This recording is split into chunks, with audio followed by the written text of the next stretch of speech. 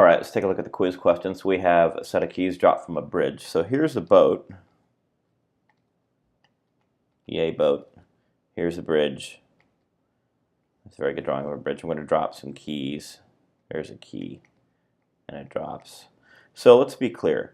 The key falls a height h, and the boat needs to travel a distance d. So let's get the time for the key to fall. That's going to be h is 1/2 gt squared. That's 2h over g equals the time to fall. That's for the key.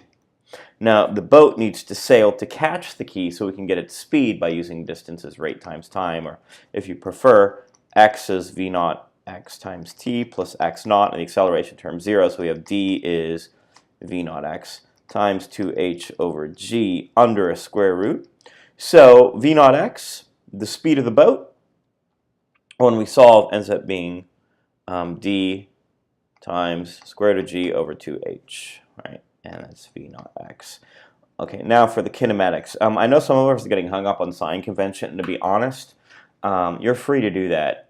I find the discussions get really confusing and unhelpful. And what I will say is this. We get a parachute, they're falling 50 meters, and then they, so that's the free fall part here.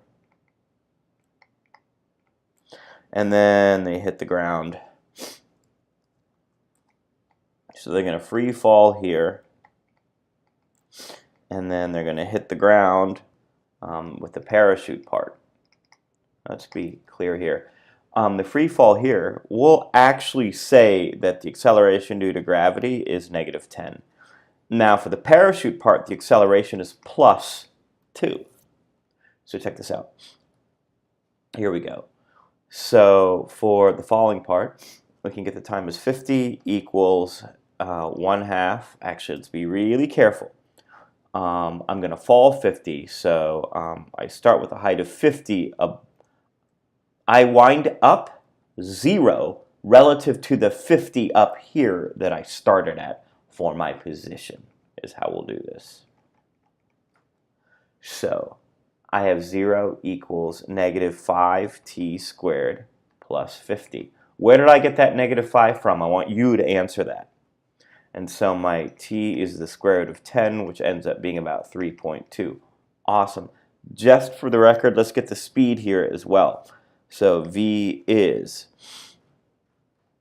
-10 times 3.2. So v at the bottom of the fall is going to be -32. That's 10 times 3.2, -32 meters per second. Now, for the parachute part, let's use a slightly different color. V naught is -32. V final is 3. And now let's get the time. So -3, because that's downwards negative. -3 is 2 upward acceleration times t minus 32. So I'm going to end up getting 29 is 2t. T is 14.5 meters per second. Dang it. 29 is 2 times t. T is 14.5 seconds. Total time, 3.2 plus 14.5, 17.7 seconds. Now, where did it fall from? Let's actually get this distance that it fell. So we can say v squared is v naught squared plus 2as, or x minus x naught. So here we go. I'm just going to get the displacement and take it as a positive number because I don't want to work with sign right now. So here we go. I've got 3 squared is 32 squared plus 2 times -2 times delta x. So I've got 9 minus, so I'm getting 1,015. So 1,015 is -4 times delta x. That's a -1,015. Delta x ends up being 253.75 meters. So the total height is the 50 that I dropped from, plus the remaining 253.75 that I fell from, and I'm getting 303.75 meters.